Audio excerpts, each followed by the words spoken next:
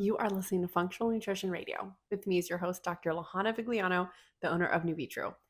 I decided to make this episode because I'm seeing an uptick in messages on our website of people wanting to do food sensitivity testing, and that's just kind of what they want to do.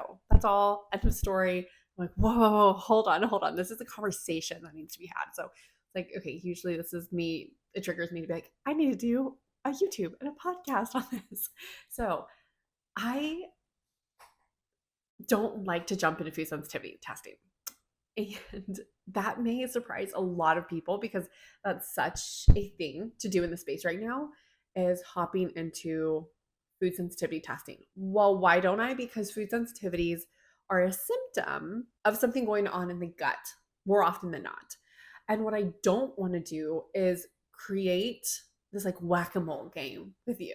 I don't want to do food sensitivity testing, you avoid foods, but you don't solve the underlying root cause because food sensitivities aren't the root cause.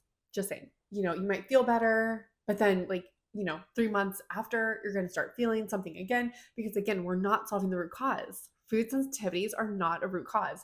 And so you're literally just playing whack-a-mole. Like you avoid those foods, maybe you can reintroduce them. Then you're feeling good. Then, well, something else happens. Okay, avoid those foods. You're just whack-a-moling it up. And so I prefer to do stool testing over food sensitivity testing. The only time that I want to do food sensitivity testing quicker is if in the stool test, calprotectin, lactoferrin, certain inflammatory markers on the stool test come back high. Then I'm like, okay, like you obviously are having some inflammation in your gut. And of course, it depends on the patient. So it's just like, what can we do that's in our control to lower inflammation a little bit quicker while we're, again, trying to understand the root cause of things, which I'll get into. So I know that's a little different, the approach, and I totally get why people are like, let me just test foods, because they don't obviously think like this. I feel like I got this from my training. So if you're not trained in this, I totally get why you're wanting to do food first. But I feel like it's just a whole conversation and people are like, whoa, okay, never thought about that. That is why we do our intro calls. So if you ever want to become a patient and you think you're like, I think this is where I want to start, you don't even understand how many people I get like, I want to start with food sensitivity or I want to start with like sex hormones. And then I always have to back people up like, whoa. Even sex hormones, that's a whole other conversation. But it's like, where is a very, very root foundation that we are going to start with? And that's why sometimes even just focusing on gut health, even all those people that needed hormone help, I mean, they do, like maybe there was some hormone stuff, but they're like, oh my gosh, my periods are regular and it's pain-free. And we only focused on gut. Like, how is that possible? Like, because everything goes into one another. It's like a domino effect. So anyways, that is not the topic of conversation. It's food sensitivities. So one of the biggest things that I see for food sensitivities are microbes. And this can be both bacteria, I've seen parasites, these things that are kind of triggering to the gut and can start, being such a hindrance on our immune system in our gut, which also can cause higher risk of food sensitivities. Same with like leaky gut too, that leaky gut. So that intestinal permeability is the right scientific way to say it. And when we have that intestinal permeability, leaky gut, things are bypassing the intestinal lining when it should not be. And that can lead to food sensitivities. And so let's just play this. Let's just play this domino out. So let's say you have intestinal permeability, leaky gut. Then we have to ask, and that's causing food sensitivities.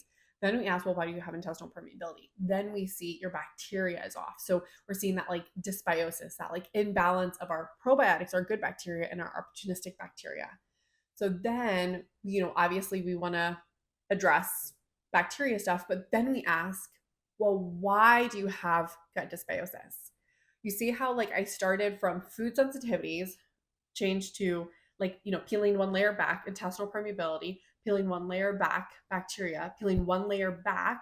Now we're talking about, chronic use of antibiotics. Now we're talking about stress, how stress lowers the immune system. Your SIGA, your army in your gut is not working properly. Therefore, things are going to grow out of control. Therefore, we're going to have gut dysbiosis. Therefore, we're going to have intestinal permeability. Therefore, we're going to have food sensitivities.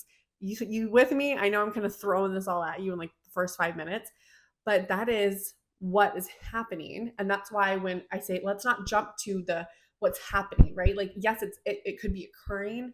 And honestly, I get people feeling better and they start having like foods that used to be triggering and they're not triggering anymore because we're working on gut health.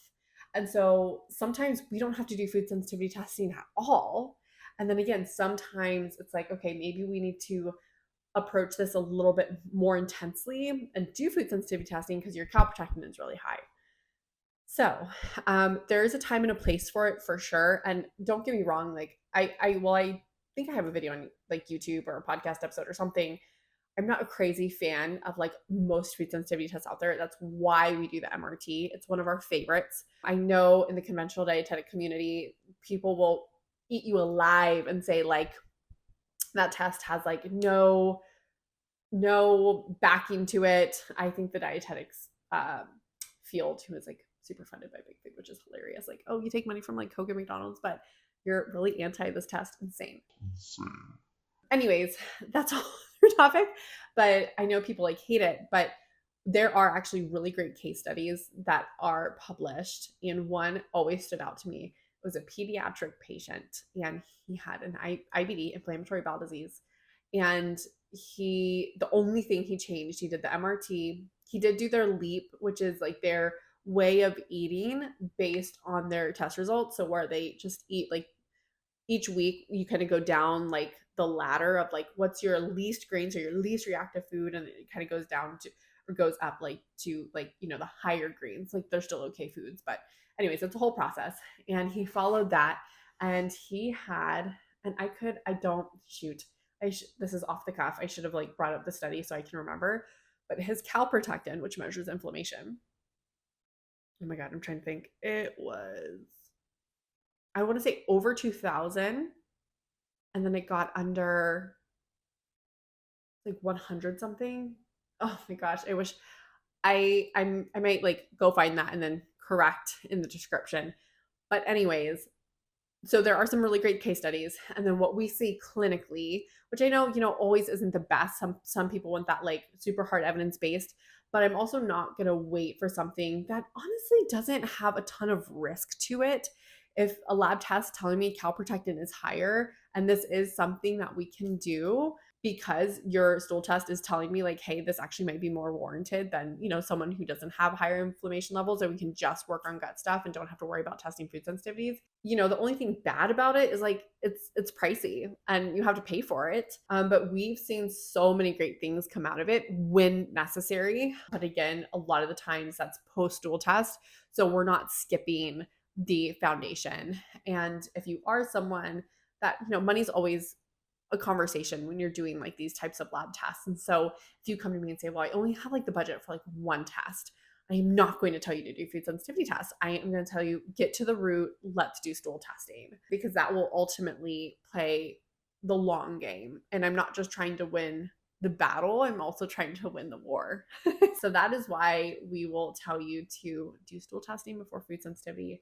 So if you ever like, I really want to know what it is, like, hold on, let's chat stool. And even if you're like, well, I don't know, I guess some people who want to do food sensitivity, they are having some gut like bloating or gassiness. That's why they're looking for it. But some people are just like kind of curious.